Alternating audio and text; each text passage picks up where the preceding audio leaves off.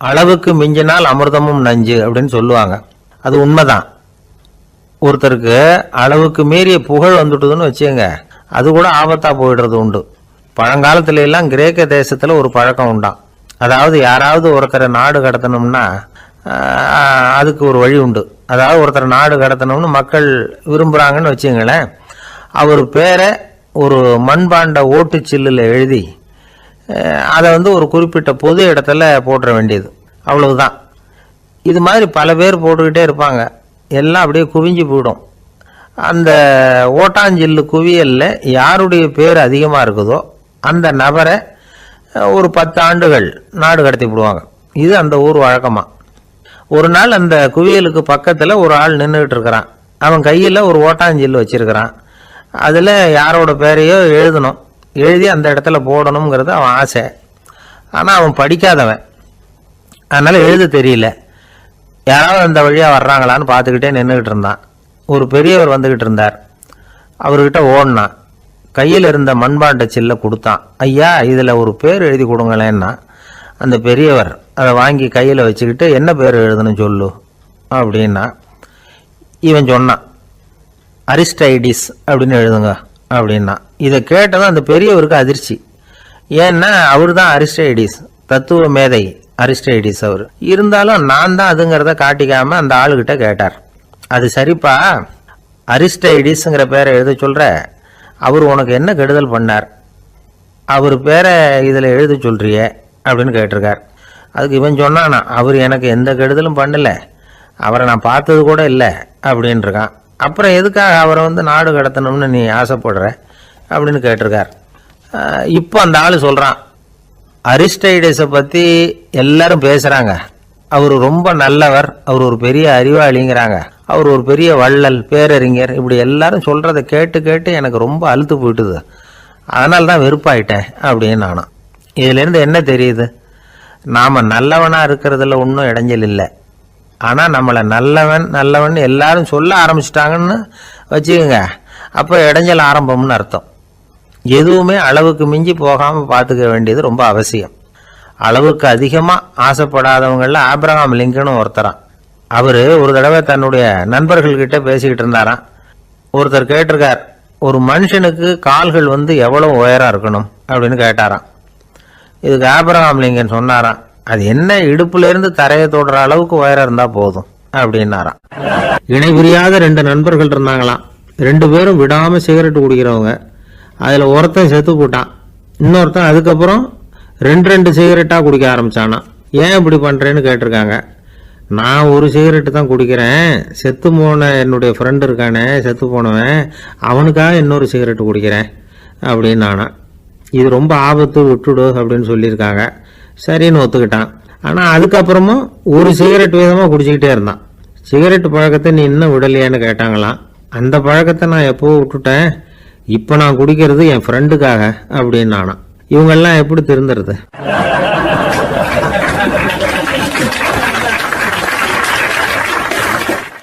காசி மாநகரத்தை பிரம்மதத்தன் அப்படிங்கிற ராஜா ஆட்சி பண்ணிட்டு வந்தார்.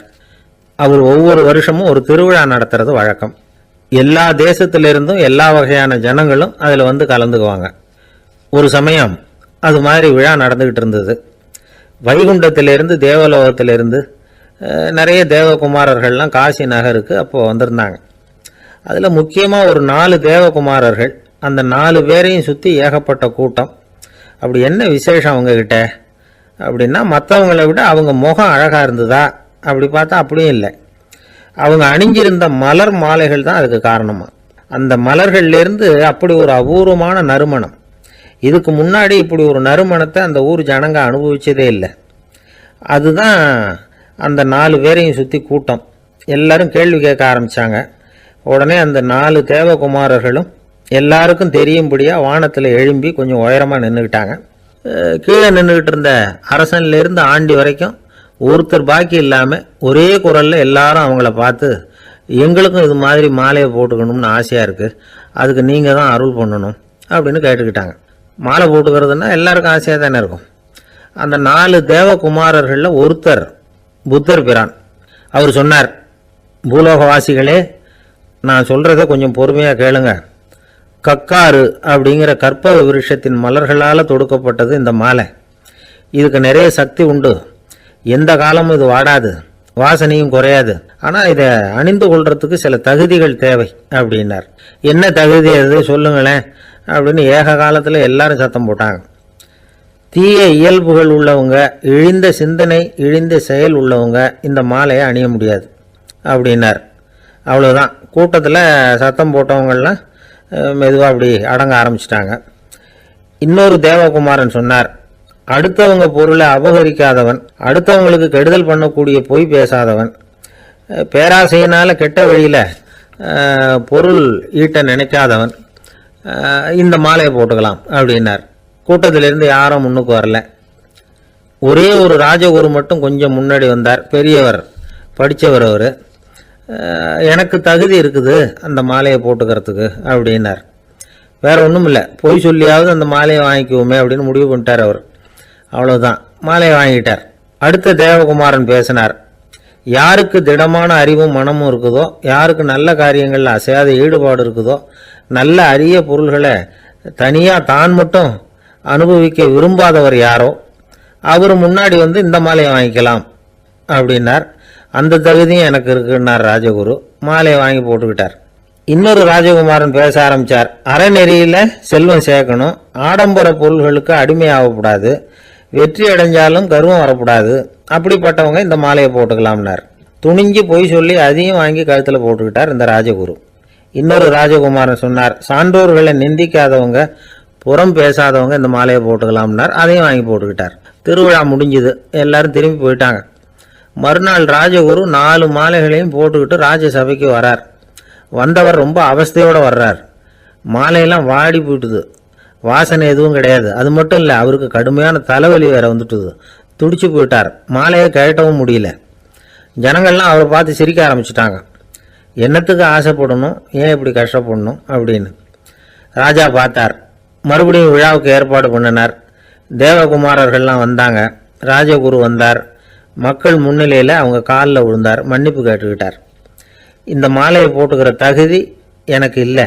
தகுதி இல்லாத ஒருத்தன் தகாத தகுதியை பொய் மூலம் பெறணும்னு ஆசைப்படுறாங்களே, அவங்களுக்கெல்லாம் என்னுடைய தண்டனை ஒரு எச்சரிக்கையாக இருக்கட்டும்னார். அதுக்கப்புறம் தேவகுமாரர்கள் அவர் கழுத்தில் இருக்கிற மாலையை கழட்டினாங்களாம். அந்த மாலைகளும் பழையபடி மனம் கொடுக்க ஆரம்பிச்சுட்டு தான். இதுலேருந்து நாம் தெரிஞ்சுக்க வேண்டியது என்னென்னா, நமக்கு தகுதி இல்லாத ஒரு கௌரவம் நம்மக்கிட்ட தானாக வந்தால் கூட அதை தவிர்த்து விடுறது தான் நல்லது. அதுதான் புத்திசாலித்தனம். ஒருத்தர் வந்தார், சார் எங்கள் இலக்கிய மன்ற விழாவுக்கு நீங்கள் தலைமை தாங்கணும்னார். உடனே இவர் சொன்னார், பேச்சாளர், சார் இலக்கியத்தை பற்றி பேசுகிற தகுதி எனக்கு இல்லையே அப்படின்னார். உடனே அவர் கூப்பிட வந்தவர் சொன்னார், அந்த தகுதி உங்களுக்கு இல்லைங்கிறது எங்களுக்கும் தெரியும் சார், அதனால தான் உங்களை தலைமை தாங்க கூப்பிடுறேன் அப்படின்னார். அது சரி, தலைமைன்னா அதுக்கு இவர் என்னதான் அர்த்தம் பண்ணுறாருன்னு தெரியல. ஒரு ஊரில் ஒரு ராஜா இருந்தார். அவர் அடிக்கடி காட்டுக்கு வேட்டையாட போவார். சில நண்பர்களையும் கூட அழைச்சிக்கிட்டு போவார். காட்டுக்கு போனதும் ஆளுக்கு ஒரு பக்கமாக போய் வேட்டையாடுவாங்க. சாயந்தரமாக திரும்பி வருவாங்க. மறுநாள் அரண்மனையில் உட்காந்து ஒவ்வொருத்தரும் அவங்க அனுபவங்களை எல்லாம் சொல்லிக்குவாங்க. அவங்க வீரத்துக்கு தகுந்த மாதிரி பரிசை அந்த ராஜா கொடுப்பார். இது மாதிரி ஒரு தடவை எல்லாரும் வேட்டைக்கு போயிட்டு திரும்பி வந்ததும் உட்காந்து பேச ஆரம்பிச்சிருக்கிறாங்க. ஒருத்தன் சொன்னான், தன்னுடைய வீர தீர செயலை பற்றி அளக்க ஆரம்பிச்சிட்டான். ஏன்னா அது எதுக்கு பரிசு கிடைக்க போகுதில்ல, அதனால. அவன் என்ன சொன்னான் தெரியுமா, அரசே நேற்றுக்கு காட்டில் என்னாச்சு தெரியுமா, எனக்கு நேராக ஒரு சிங்கம் வாயை திறந்துக்கிட்டு வந்துட்டுது, நான் பயப்படவே இல்லை. உடனே ஒரு கல்லை எடுத்து குறி பார்த்து வீசினேன், சிங்கத்து வாய்க்குள்ளே போய் அந்த கல் மாட்டிக்கிட்டுது. அவ்வளவுதான். அந்த சிங்கம் என்னை பார்த்துட்டு பயந்துட்டு ஒரே ஓட்டமாக திரும்பி ஓடி போயிட்டுது அப்படின்னா. ஆஹா பலே அப்படின்னு எல்லாரும் கை தட்டினாங்க. 2வது ஆள் ஒருத்தன் எழுந்திரிச்சான். அவன் சொல்ல ஆரம்பித்தான், அரசே நான் போன வழியில் 2 பெரிய மலைப்பாம்பு கிடந்தது, என்னை முழுங்கிறதுக்கு வந்தது. நான் என்ன பண்ணேன் தெரியுமா, அந்த 2 பாம்போட வாலையும் ஒன்றா சேர்த்து முடிச்சு போட்டுட்டேன். அவ்வளவுதான். அது அங்கே இழுக்க இது இங்கே இழுக்க முடிச்சு நல்லா இறுகி போட்டுது அப்படின்றான். ஆஹா அற்புதம்னு சொல்லி எல்லாரும் கை தட்டினாங்களாம். அடுத்தபடியாக 3வது ஆள் ஒருத்தன் வந்தான். அவன் சொல்ல ஆரம்பித்தான், மன்னா நான் போன பாதையில் குறுக்க ஒரு ஆறு, அதில் இறங்கி குளித்தேன். யாரோ காலை பிடிச்சி இழுக்கிறது மாதிரி இருந்தது. திரும்பி பார்த்தா ஒரு பெரிய முதலை. நான் உடனே அப்படியே ஒரு துள்ளல் துள்ளி அது முழுகில் போய் உக்காந்துக்கிட்டேன். அதை அப்படியே கரைக்கு நீந்த வச்சேன். கரைக்கு வந்து சேர்ந்ததும் அப்படியே ஒரே துள்ளி குதிச்சு கரைக்கு வந்துட்டேன் அப்படின்றான். அவன் தன்னுடைய வீரத்தை அப்படி சொல்லியிருக்கான். அடடா, எப்பேற்பட்ட வீரம் அப்படின்னு எல்லாரும் கை தட்டினாங்களாம். 4வது ஆள் எழுந்திரிச்சான். மண்ணா, நான் போன இடத்துல ஒரு கரடி வந்து என்னை துரத்த ஆரம்பிச்சுட்டுது. நான் ஒரு மலை உச்சிக்கு வந்துட்டேன். அதுக்கப்புறம் ஒரு அடி எடுத்து வச்சாலும் அதில் பாதாளத்தில் விழ வேண்டியது தான். அந்த நேரம் பார்த்து ஒரு பெரிய ராட்சச கழுகு அந்த பக்கமாக பறந்து வந்தது. நான் உடனே அப்படியே உயர எழும்பி அந்த கழுகோட காலை பிடிச்சிக்கிட்டேன். அப்படியே தொங்கிக்கிட்டே வந்தேன். ஒரு நல்ல இடம் வந்தது, தொப்புன்னு கீழே குதிச்சு நடந்து வந்துட்டேன். இதுக்கும் எல்லாரும் கை தட்டுறாங்க. கடைசியாக ஒரு ஆள் எழுந்திரிச்சான். அரசே, நான் வந்து போன வழியில் ஒரு பெரிய யானை குறுக்க வந்தது. பயங்கரமாக சத்தம் போட்டுக்கிட்டே வந்தது. நான் பயந்து ஓடலை. உடனே என்ன பண்ணேன் தெரியுமா? அந்த யானையோட வாலை பிடிச்சி தூக்கினேன். தலைக்கு மேலே தூக்கி கரன்னு சுற்றினேன். வேகமாக சுற்றி வீசி எறிஞ்சேன். அவ்வளவுதான். அதே ஸ்பீடில் அந்த யானை மேலே போக ஆரம்பிச்சுட்டுது. இன்னும் கூட அது போய்கிட்டே தான் இருக்குது, கீழே விழவே இல்லைன்னா. இதை கேட்டதும் ராஜாவுக்கு கோபம் வந்துட்டுது. என்ன முட்டாள்னு நினச்சிக்கிட்டு பேசுறியா? யானையை வந்து நீ வாழை பிடிச்சி தூக்குன, அதை நான் நம்பணுமா அப்படின்னார். உடனே இவன் பணிவாக பதில் சொன்னான். அரசே, ஒரு சிங்கத்து வாயில கல் மாட்டிக்கிட்டதை நம்புறீங்க, மலைப்பாம்பு வாழை பிடிச்சி முடிச்சு போட்டதை நம்புறீங்க, முதல்ல முதுகில் சவாரி பண்ணதையும் நம்புறீங்க, கழுகு காலை பிடிச்சிக்கிட்டு பறக்கிறதையும் நம்புறீங்க. அப்படி நம்புறப்ப நான் சொன்னதை மட்டும் நம்பக்கூடாதா அப்படின்னு கேட்டானான். பொய் சொன்னவங்கெல்லாம் தலையை தொங்க போட்டுக்கிட்டாங்களாம். ராஜா அவங்கள பார்த்து சொன்னாராம், நீங்கள் எல்லாரும் என்னை முட்டாளாக்கி இருக்கிறீங்க. கடைசியாக பேசின இவன் தான் எனக்கு உண்மை எது பொய் எதுங்கிறத புரிய வச்சிருக்கிறான். இவன் தான் உண்மையான தைரியசாலி அப்படின்னு சொல்லி அவனுக்கே பரிசையெல்லாம் கொடுத்து பாராட்டினாராம். இப்படி ஒரு கதை. உண்மையை நிலைநாட்டுகிறவன் தான் உண்மையான வீரன் அப்படிங்கிறத இதிலிருந்து நாம் புரிஞ்சுக்கணும். இந்த காலத்துல எல்லாம் பொய் சொன்னாதான் பிழைக்க முடியுங்கிறது ஒரு சில பேரோட நம்பிக்கை. ஒரு அப்பாவுக்கு தன் மகனுக்கு பொய் சொல்ல தெரியலையேங்கிற கவலை. பொய் சொன்னாதான் இந்த உலகத்தில் பிழைக்கலாம், ஆனால் இவனுக்கு அது தெரியலையே, அதனால் இவனை அழைச்சிட்டு போய் நடுக்கடலில் விட்டுட்டு வந்துடுவோம் அப்படின்னு அழைச்சிட்டு புறப்பட்டான். கடற்கரைக்கு போனான். மகனுக்கு சந்தேகம், எங்கேப்பா என்னை அழைச்சிட்டு போகிறேன்னு கேட்டிருக்கான். கடலில் மீன் பிடிக்க கற்றுக் கொடுக்க போகிறேன் உனக்கு அப்படின்னானா. நான் ஏற்கனவே மீன் பிடிச்சிட்டேனேன்னானா இவன் மகன். எங்கே அதுன்னு கேட்டிருக்கான் அப்பங்காரன். சுட்டு சாப்பிட்டுட்டேன்னு இருக்கான் புள்ள. அப்பங்காரன் பார்த்தான், சரி நம்ம புள்ள பொழைச்சிக்கோ அப்படின்னு சொல்லி திருப்பி அழைச்சிட்டு வந்துட்டானா. ஒரு ஜென் துறவி, அவருக்கு ரொம்ப வயசாயிட்டுது, கடைசி காலம். நண்பர்களெல்லாம் கூப்பிட்டார். நண்பர்களே, நான் வந்து வித்தியாசமான முறையில் சாகணும்னு ஆசைப்படுறேன், அதுக்கு ஏதாவது யோசனை சொல்லுங்களேன் அப்படின்னு கேட்டாராம். நண்பர்கள் சிரித்தாங்க. என்ன பேச்சு பேசுகிறீங்க? சாவறதுங்கிறது என்ன விளையாட்டுத்தனமான காரியமா அப்படின்னு கேட்டிருக்காங்க. அந்த துறவி கொஞ்ச நேரம் யோசனை பண்ணார். அப்புறம் கேட்டாராம், இது வரைக்கும் யாராவது நடந்துக்கிட்டே இறந்துருக்குறாங்களா அப்படின்னாராம். எல்லாரும் இல்லைன்னாங்களாம். ஒருத்தர் மட்டும் சொல்லியிருக்கார். அப்படியும் ஒருத்தர் இறந்துருக்கிறதாக ஒரு கதையில் படிச்சிருக்கிறேன். ஒரு ஞானியால் தான் அப்படியெல்லாம் செய்ய முடியும் அப்படின்னு அவர் சொன்னாராம். சரி, அப்படின்னா அந்த முறை நமக்கு வேணாம், நின்றுக்கிட்டே யாராவது உயிரை விட்டுருக்காங்களா அப்படின்னு விசாரிச்சாராம். அப்படியும் ஒருத்தர் இறந்துருக்கிறார் அப்படின்னாங்களாம். மறுபடியும் அந்த துறவி யோசனை பண்ணியிருக்கிறார்.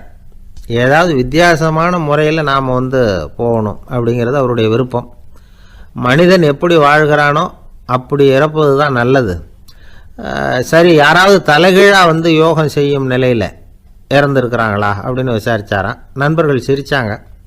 தலைகீழாக நின்னபடி இறந்ததாக நாங்கள் கேள்விப்பட்டதே இல்லை, அது முடியாத காரியம் அப்படின்னு இருக்காங்க. இப்போ அந்த துறவிக்கு திடீர்னு உற்சாகம் வந்துட்டுது. உடனே எழுந்திரிச்சார், தலைகீழாக நின்னார், அப்படியே உயிரை விட்டுட்டார். அவ்வளோதான். அந்த மடாலயத்தில் ஒரே குழப்பம். எப்படி அவரை கீழே இறக்கி படுக்க வைக்கிறது அப்படின்னு புரியல. இப்படி உயிர் விடுறதை பற்றி அவங்க இது வரைக்கும் கேள்விப்பட்டதும் இல்லை. உண்மையிலேயே வந்து இவர் வந்து இறந்து தான் போனாராங்கிறதும் தெரியல.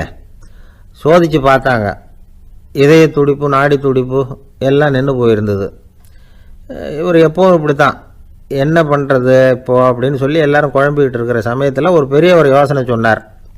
இந்த துறவியோட மூத்த சகோதரி பக்கத்து மடாலயத்தில் இருக்கிறாங்க, அவங்கள இங்கே அழைச்சிட்டு வந்தால் ஏதாவது வழி கிடைக்கும் அப்படின்னார். அந்த அம்மாவுக்கு 90 வயசு. அழைச்சிட்டு வந்தாங்க. ஒரு குச்சியை ஊன்றிக்கிட்டு அப்படியே மெதுவாக நடந்து வந்தாங்க. வந்து, தம்பி, தலைகீழாக நின்று உயிர் விட்டு இறக்கிறத பார்த்தாங்க. தம்பின்னு கூப்பிட்டு பார்த்தாங்க, ஒன்றும் காணோம். உடனே என்ன பண்ணாங்க, தன்னுடைய கைத்தடியால் தம்பியோட உடலை ஒரு தட்டு தட்டினாங்க. ஏப்பா சாகிறப்பவும் உன்னுடைய குறும்புத்தனத்தை விடலையா? இப்படியாடா சாகிறது, ஒழுங்காக செத்து தொலை அப்படின்னாங்களாம். அவ்வளவுதான். உடனே அந்த துறவி திரும்பி நேராக நின்னார். அக்கா கோவப்படாத, நான் ஒழுங்காக சாகிறேன், எப்படி செத்தா என்ன, எல்லாம் எனக்கு ஒன்று தான் அப்படின்னு சொல்லிவிட்டு அப்படியே தரையில் படுத்து உயிரை விட்டாராம். அதுக்கப்புறம் அந்த அம்மா கோலை கையில் எடுத்துக்கிட்டு அப்படியே திரும்பி கூட பார்க்காம அவங்க பாட்டுக்கு போயிட்டாங்களாம். மரணத்தை ஒரு விளையாட்டாக ஆக்கிய அந்த துறவிக்கு வாழ்க்கையே ஒரு விளையாட்டாக தான் இருந்திருக்குது. எந்த நோக்கமும் இல்லாமல் செயல்படுறதுன்னா என்னங்கிறதும் அவருக்கு தெரிஞ்சிருக்குது. பயனை எதிர்பார்க்காம பணி செய்து வாழ்ந்து மறைந்த மகான் அவர். தம்முடைய தொழிலை விளையாட்டு போல செய்ய தெரிஞ்சவருக்கு வாழ்க்கையே ஒரு விளையாட்டாக மாறிடும். எல்லாமே விளையாட்டாகி விடுகிற போது மரணமும் விளையாட்டாகிவிடும் அப்படிங்கிறது தான் அந்த தத்துவம். ஆனால் அதுக்கு முன்னாடி உங்களுக்குள்ளே இருக்கிற உண்மையான நடிகனை நீங்கள் அடையாளம் கண்டுபிடிக்கணும். நீங்கள் நடிக்க வேண்டியதே இல்லை, நீங்கள் ஏற்கனவே நடிச்சுக்கிட்டு தான் இருக்கிறீங்க. நீங்கள் இந்த உண்மையை தெரிஞ்சுக்கணும், அவ்வளவுதான். இதுதான் ஞானிகளுடைய கருத்து. வாழ்க்கையை சரியாக புரிஞ்சுக்கிட்டால் எல்லாமே நடிப்புங்கிறது புரியும். கல்யாண பத்திரிக்கை அனுப்பியிருந்தேனே, ஏன்டா வரலன்னு கேட்டான் ஒருத்தன். வந்திருந்தேனே அப்படின்னானா இவன். டேய் ஏன்டா போய் சொல்கிற, நான் பத்திரிக்கையே உனக்கு அனுப்பலையே அப்படின்ட்டுருக்கான் அவன். அதுக்கு இவன் சொன்னானா, பத்திரிக்கை அனுப்புனேன்னு நீ போய் சொல்கிறப்போ கல்யாணத்துக்கு வந்தேன்னு நான் போய் சொல்லக்கூடாதா அப்படின்னானா. ஒரு பெரிய பியானோ கலைஞர் வியன்னாவில் இருந்தார். ரொம்ப புகழ்பெற்ற இசை கலைஞர் அவர். இங்கிலாந்து மகாராணி விக்டோரியா அவருடைய சங்கீதத்தை கேட்கணும்னு ஆசைப்பட்டாங்க. அவரை அரண்மனைக்கு கூப்பிட்டாங்களாம். பியானோ வாசிக்க சொல்லி கேட்டாங்களாம். இவரும் ரொம்ப பிரமாதமாக வாய்ச்சி காட்டியிருக்கார். உடனே பாராட்டி பரிசுகள்லாம் கொடுத்து அனுப்புனாங்களாம். அந்த இசையை கேட்கறதுல அரசிக்கு ரொம்பவும் ஆர்வம் உண்டு. அதனால் அதுக்கப்புறமும் அந்த கலைஞர் அடிக்கடி அரண்மனைக்கு வர வேண்டிய அவசியம் ஏற்பட்டது. ஏன்னா அரசி கூப்பிட ஆரம்பித்தாங்க. இவர் போகணும், அங்கே இசை நிகழ்ச்சி நடத்தணும். இவர் அங்கே பாடி வாசிக்கிறது உண்டு. ஒரு தடவை மகாராணி அவரை பார்த்து, உங்கள் நாட்டு தேசிய கீதம் பாடுங்களேன் அப்படின்னு கேட்டாங்களாம். உடனே அவர் தன்னுடைய நாடான ஆஸ்திரியாவின் தேசிய கீதத்தை பாடியிருக்கிறார். அவர் பாட ஆரம்பித்த உடனே மகாராணி எழுந்திருச்சு நின்னாங்களாம். அதுக்கு மரியாதை செலுத்துகிற நோக்கத்தோட பாட்டு முடிகிற வரைக்கும் அப்படியே நின்றுக்கிட்டு இருந்தாங்களாம்.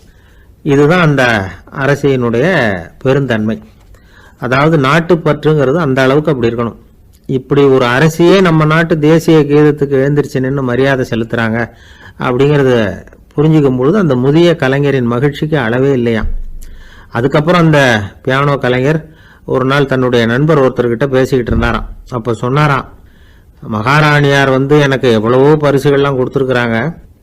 ஒரு தடவை எனக்கு வைரக்கல் பதித்த அணி ஒன்றை கூட பரிசாக கொடுத்தாங்க. ஆனால் அதை விட உயர்ந்த விலை மதிக்க முடியாத அணி என்ன தெரியுமா? நான் என்னுடைய நாட்டு தேசிய கீதத்தை நான் பாடுறப்போ அவங்க எழுந்திருச்சு நின்று மரியாதை செலுத்தினாங்களே, அதுதான் எனக்கு கிடைச்ச மிகப்பெரிய பரிசு அப்படின்னாராம். எனக்கு தெரிஞ்ச சங்கீத வித்வான் ஒருத்தர் இருக்கார். சமீபத்தில் ஒரு நாள் அவரை பார்த்தேன். எப்படி போயிட்டுருக்கு உங்கள் தொழில் அப்படின்னு கேட்டேன். ரொம்பவும் வித்தியாசமாக போயிட்டுருக்குங்க அப்படின்னார். என்ன சொல்கிறீங்க அப்படின்னேன். முன்னாடியெல்லாம் நான் பாடினா எதிரில் இருக்கிறவங்க தான் எழுந்திரிச்சு போயிட்டு இருந்தாங்க. இப்போ எப்படின்னா நான் பாட ஆரம்பிச்சுட்டா உடனே பக்கவாத்தியக்காரனே எழுந்திரிச்சு போயிடுறான் அப்படின்னார் ரொம்ப வேதனையோட. ஆரம்ப காலத்தில் ஒரு குரு, அப்போ ஒரு சீடன் இருந்தான். அது வேடிக்கையான குரு, வேடிக்கையான சீடன். ஒரு ஆசிரமம். ஒரு நாள் ஒருத்தன் அவசரமாக அந்த குருவை தேடி வந்திருக்கிறான். என்ன விஷயம்னு விசாரித்தார் குரு. உங்கள் சீடர் என்னை அடிச்சுட்டார் அப்படின்னு புகார் பண்ணானா அந்த ஆள். குரு சீடனை கூப்பிட்டார். அடிச்சியா இந்த ஆளை அப்படின்னு கேட்டாராம். ஆமான் இருக்கான் சீடன். ஏன் அடிச்சே அப்படின்னு கேட்டாராம். இந்த ஆள் உங்களை பற்றி மட்டமாக பேசிவிட்டான், என்னால் அதை தாங்கிக்க முடியல, அதனால தான் அடிச்சுட்டேன்ருக்கான். அப்படி என்ன பேசினா அப்படின்னு கேட்டாராம். உன்னுடைய குருநாதர் இப்போல்லாம் அர்த்தமில்லாமல் பேச ஆரம்பிச்சுட்டார் அப்படின்னு சொல்லிவிட்டான், அதனால தான் அடிச்சுட்டேன் அப்படின்னானா. அதுக்காக அடித்தே அப்படின்னாராம். நான் அதுக்காக அடிக்கலை குருவே, இப்பெல்லாம் நீங்கள் அர்த்தம் இல்லாமல் பேசுகிறதாக அவன் சொல்கிறான். அப்படின்னா இதுவரைக்கும் நீங்கள் அர்த்தத்தோடு பேசினதாகத்தானே அர்த்தம், அது தப்பு தானே, அதனால தான் அடித்தேன் அப்படின்னானா. ஒரு பெரியவர் உட்கார்ந்துருக்கிறார். அவரை சுற்றி அவருடைய தோழர்கள் உட்கார்ந்துருக்கிறாங்க. ஏதோ ஒரு முக்கியமான செய்தியை அவர் அவங்களுக்கு சொல்லிகிட்டு இருக்கிறார். அவங்களும் ஆர்வமாக கேட்டுக்கிட்டு இருக்கிறாங்க. இந்த சமயத்தில் யாரோ ஒரு ஆள் வேகமாக அங்கே வர்றார். வர்ற வேகத்திலேயே எனக்கு ஏதாவது உதவி செய்யுங்க அப்படின்னு கேட்டுக்கிட்டே வர்றார். கேட்கறது உதவி, ஆனால் குரல் மிரட்டுறது மாதிரி இருக்குது, அதட்டி கேட்கறது மாதிரி இருக்குது. இதை கேட்டது அந்த பெரியவர் ஆத்திரப்படலை, ஆனால் அவரை சுற்றி இருந்தவங்க ஆத்திரப்பட்டாங்க. இதை பெரியவர் கவனித்தார். கொஞ்சம் அமைதியாக இருங்கன்னார். வந்தவரை கூப்பிட்டார். அவருக்கு சில பொருள்களை கொடுத்தார். என்னங்க இப்போ உங்களுக்கு மகிழ்ச்சி தானே அப்படின்னார். அப்படின்னு அலட்சியமாக அவர் சொல்கிறார். நான் உங்களை நல்ல முறையில் நடத்தினேன்னா அப்படின்னு கேட்குறாரு அவர் மறுபடியும். அதெல்லாம் ஒன்றும் இல்லை அப்படின்னு சொல்லி அவர் சொல்லிகிட்டு இருக்கிறாரு. குரலில் கடுமை குறையில. சுற்றி இருந்தவங்களால இதை பொறுத்துக்க முடியல. கோபத்தோடு அவரை நோக்கி நெருங்க ஆரம்பித்தாங்க. பெரியவர் அவங்களையெல்லாம் தடுத்து நிறுத்தினார். வந்தவரை வாங்க என்னோட அப்படின்னு சொல்லி அழைச்சிட்டு போனார். வீட்டுக்கு போனார். அங்கே போனதும் இன்னும் சில பொருள்களை எடுத்து அவர்கிட்ட கொடுத்தார். இப்போ திருப்தி தானே, நான் உங்ககிட்ட நல்ல முறையில் நடந்துக்கிட்டேனா அப்படின்னார். அவர் முகம் இப்போ தான் கொஞ்சம் மலர்ந்தது. ரொம்ப நன்றி, இறைவன் உங்கள் குடும்பத்துக்கு எல்லா நன்மைகளையும் செய்வான் அப்படின்னு சொன்னார். இதே வார்த்தைகளை என்னுடைய தோழர்கள்கிட்டே சொல்லிட்டீங்கன்னா அவங்க கோபம் தணிஞ்சிரும், வர முடியுமான்னார். கண்டிப்பாக வர்றேன் அப்படின்னாரு. மறுநாள் காலையில் அந்த இடத்துக்கு வந்தார். அதே மாதிரி சொல்லிவிட்டு அவர் போயிட்டார். தோழர்கள்லாம் ரொம்ப வியப்போடு பெரியவரை பார்த்தாங்க. அந்த பெரியவர் தான் நபிகள் நாயகம். அவர் சொன்னார், ஒருத்தன் ரொம்ப ஆசையாக ஒரு ஒட்டகத்தை வளர்த்துக்கிட்டு வந்தான். ஒரு நாள் அந்த ஒட்டகம் கயத்தை அறுத்துக்கிட்டு ஓடி போயிட்டுது. அக்கம் பக்கத்தில் இருக்கிறவங்கெல்லாம் அந்த ஒட்டகத்தை பிடிக்கிறதுக்கு முயற்சி பண்ணாங்க. அதை துரத்திக்கிட்டு ஓடினாங்க. ஒட்டகம் தாறுமாறாக ஓட ஆரம்பிச்சுது. இந்த சமயத்தில் ஒட்டகத்தை வளர்த்தவன் அங்கே ஓடி வந்தான். நீங்கள் அதை ஒன்றும் செய்ய வேணாம், விட்டுருங்க, அதோட சுபாவம் எனக்கு நல்லா தெரியும், அதை சுலபமாக என்னோட வழிக்கு கொண்டுட்டு வந்துட முடியும், நான் பார்த்துக்கிறேன், விட்டுருங்க அப்படின்னா. எல்லாரும் விலகி போயிட்டாங்க. இவன் என்ன செஞ்சான் தெரியுமா?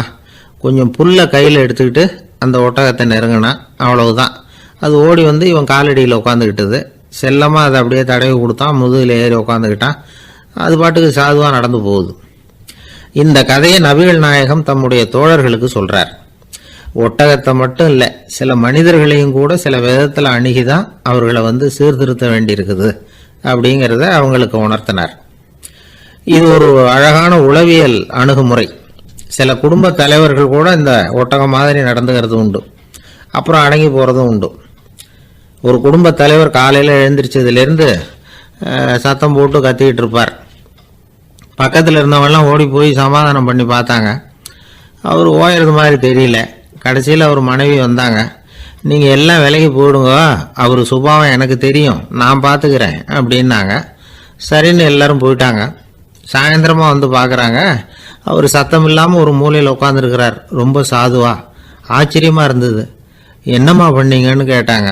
அது ஒன்றும் இல்லைங்க, ஒரு வேளை சாப்பாட்டை நிறுத்தினேன், பட்னி போட்டேன், அவ்வளவுதான் அப்படின்னாங்க அந்த அம்மா.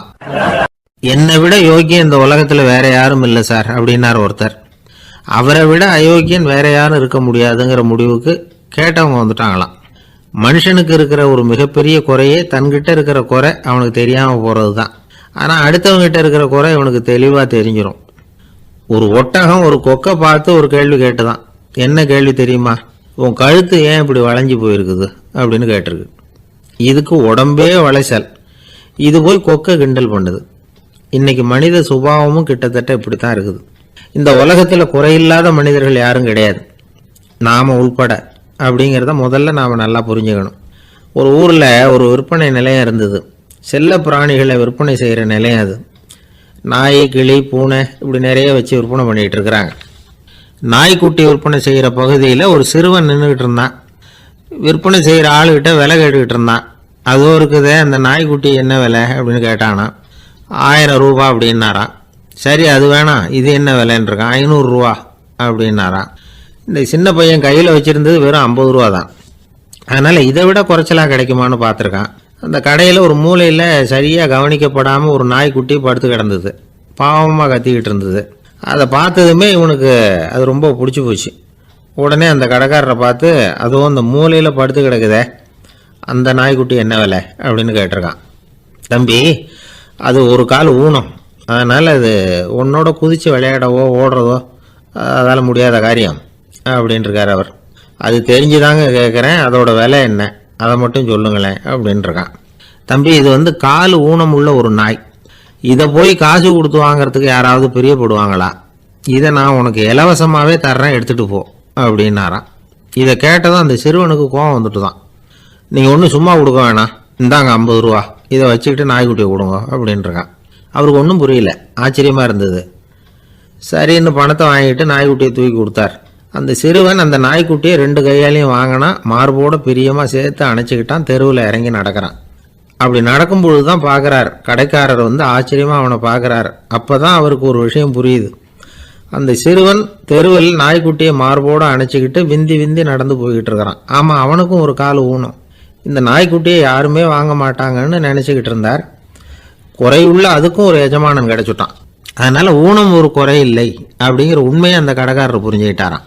நம்மால் ஒருத்தர் கொஞ்சம் வயசானவர், எழுந்திரிச்சு சரியாக நடக்க முடியாது, சாய்வு நாற்காலியிலேயே எப்பவும் உட்காந்துருப்பார். அவர் தனக்கு துணையாக ஒரு நாயை பக்கத்தில் வச்சுருந்தார்.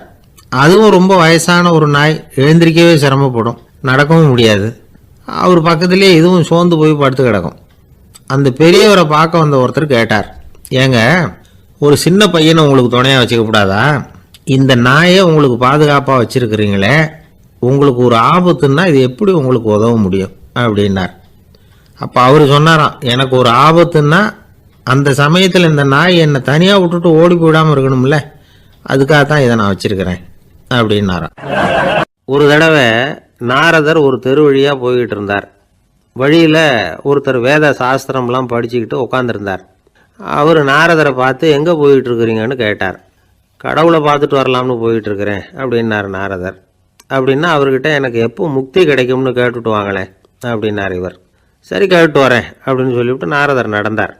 கொஞ்சம் தூரத்தில் ஒரு மரத்தடியில் ஒரு தொழிலாளி செருப்பு தைச்சிக்கிட்டு உட்காந்துருந்தார். அந்த ஆளும் அதே மாதிரி கேட்டுக்கிட்டார், எனக்கு எப்போ முக்தி கிடைக்கும்னு கடவுள்கிட்ட கேட்டுக்கிட்டு வாங்களேன்னார். அவர்கிட்டையும் சரின்னு சொல்லிவிட்டு நாரதர் நேராக வைகுண்டத்துக்கு சேர்ந்தார். கடவுளை பார்த்தார். இவங்க 2 பேரும் சொல்லி அனுப்பின விஷயத்தை பற்றி கேட்டார். அதுக்கு கடவுள் சொன்னார், அந்த செருப்பு தைக்கிற தொழிலாளி உடல் நீத்ததும் உடனே என்னை அடைவான். ஆனால் அந்த சாஸ்திரம் படித்த ஆள் இப்போதைக்கு என்கிட்ட சேர மாட்டான்.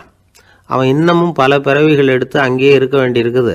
எப்போ இங்கே சேருவான்னு எனக்கே தெரியாது அப்படின்னார். நாரதருக்கு இதோட ரகசியம் என்னங்கிறது புரியல. எனக்கு ஒன்றும் புரியலையேன்னாரான் கடவுள்கிட்ட.